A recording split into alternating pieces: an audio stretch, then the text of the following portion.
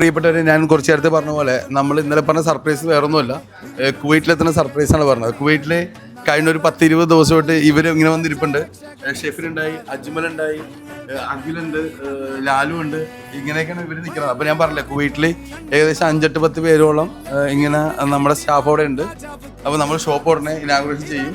അപ്പോൾ നമുക്ക് ഓരോരുത്തരും പരിചയപ്പെടാം. ഇത് ഷെഫിനാണ്, നിങ്ങൾക്ക് അറിയാവുന്ന ഷെഫിൻ. കഴിഞ്ഞ ഒരു ഷെഫിൻ്റെ നിർത്താതെയുള്ള കരച്ചിൽ കേട്ടാണ് ഈ കുവൈറ്റ് വരെയുള്ള യാത്ര ഞാൻ തീരുമാനിച്ചത്. എങ്ങനെയുണ്ടായിരുന്നു കുവൈറ്റ്? കടയുടെ കാര്യം പറഞ്ഞാൽ മതി, വേറൊന്നും പറയണ്ട. കട ഇപ്പൊ നമുക്ക് ഓൾമോസ്റ്റ് എല്ലാം സെറ്റ് ആയിട്ടുണ്ട്. ഇനിയിപ്പോ ബാങ്കും കൂടെ ഒക്കെ ആയി കഴിഞ്ഞ് നമുക്ക് അഡ്മിഷൻ കിട്ടി കഴിഞ്ഞാൽ 3-4 ദിവസത്തിൽ തുടങ്ങും. അജ്മലുണ്ട്. അജ്മലും ഇതേപോലെ തന്നെ കുവൈറ്റ് ഭയങ്കര ഇഷ്ടപ്പെട്ട് ഇവിടെ വന്നതാണ്. അങ്ങനെ അജ്മലെ ഇഷ്ടപ്പെട്ട് അജ്മലെ എപ്പോൾ ചോദിച്ചാലും കുവൈറ്റിൽ ചോദിച്ചാൽ അജ്മൽ ചിരിയാ ചിരിക്കണേ. അജ്മൽ എന്താ കുവൈറ്റിനെ പറ്റി പറയാനുള്ളത്? കുവൈറ്റ് നല്ല സ്ഥലമാണ്, നല്ല ആൾക്കാരൊക്കെ ഉള്ള സ്ഥലമാണ്. എന്തായാലും നമ്മുടെ ഷോപ്പോടെ 3-4 ദിവസത്തിനുള്ളിൽ എന്തായാലും ഓപ്പൺ ആവും.